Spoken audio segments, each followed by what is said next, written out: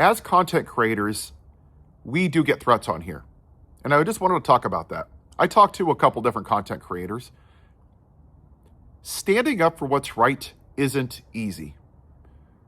When I look at people like Martin Luther King, Kaepernick, Harriet Tubman, John Lewis, the great civil rights leaders, they were 10 toes down and they knew that there would be consequences. And some of them had more severe consequences than others. Whether I like it or not, I have white privilege, okay? And I'm 10 toes down in it because I'm a love thy neighbor kind of person. I believe that you're either going to be an ally or a fair-weathered friend. I get threats on here about firearms in my mouth and you're betraying your race and you're monetizing off the NIGGERS. I get that stuff all the time, but I don't give a damn.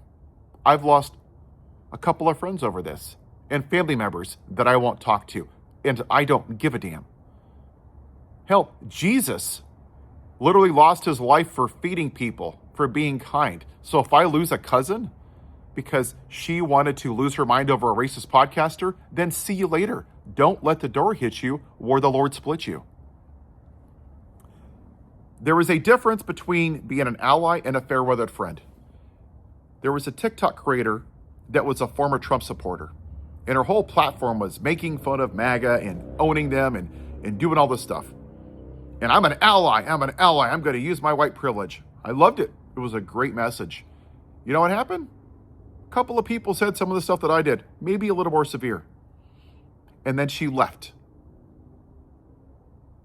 She went back and hid behind her white privilege. She was a fair-weathered friend.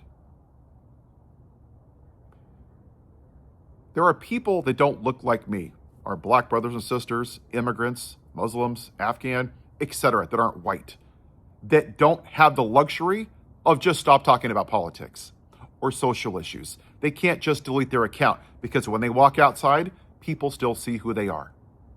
Earlier this year, a lot of white women who were well-intended, and I loved their hearts, wanted to wear blue bracelets after Vice President Harris lost because the 92%, which is a lot of the highly educated black women, said, we told you so. Now you're going to get what you get, right? And they wanted to wear these blue bracelets and to say that we're with you. What if they go to a state and they forget to put their bracelet on? What if they don't like the atmosphere? What if somebody asks them about the blue bracelet? They have the privilege of not putting it on.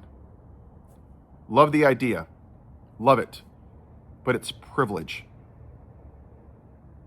So you either got to be 10 toes down or jump off the ship. I've chosen not to be a fair-weathered friend. I was named after Paul. What kind of person of faith can I call myself if I see the atrocities of what's happening in this country and let a couple of racist white people move me off the ship? Get a little bit of turbulence, a little bit of waves, and you just jump. That's privilege. Whether I like it or not, I have it. I can either hide it because I'm afraid about upsetting Uncle Bob at Christmas, who I don't give a damn about, or I can stand on business and actually be a person of faith and actually make change. And whether we like it or not, this is not a black problem or a Hispanic problem or an immigrant problem. It's a white person problem. We could choose to put our heads up our asses and ignore it all we want, but this is why we're here. White people going back to the Middle Passage, slavery, Jim Crow, the 3/5 clause, etc., etc. It's been white people. And I've had people say, Paul, do you hate your race? I'm just white. I can't help what I look like, but I can help what I do with my privilege. Peter Parker's uncle said, with great power comes great responsibility. What kind of a person of faith can I call myself if I don't use that privilege for good? And I'm going to challenge for people that aren't even content creators like me. If you're not even going to speak out, if you're going to see what's happening in this country and post about the traffic at high school or, ooh, I didn't like the food at Chili's, that is white privilege because you have the privilege of being quiet, of ignoring what's happening. I am choosing to be on this ship. And if more of us do it, then actual change can happen. The hard truth is that white people have to be willing to be uncomfortable.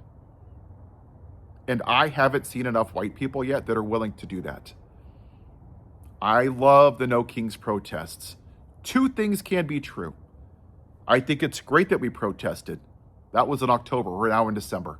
Then we did it in June, and we did it in April. It hasn't moved anything. That's not being uncomfortable protesting on a Saturday. You have to be willing to talk to those people in your life that are going to look at you differently, that may not talk to you. Too bad. You have to be willing to stop spending at places like Target and corporations. You have to be willing to go on a general strike. You have to be willing to vote for a candidate that's not a Democrat or Republican, that's not part of this system, and be uncomfortable. That's what has to happen. And that's why I do this. Because more people that look like me need to be willing to be uncomfortable and stand on business. Faith without works is dead.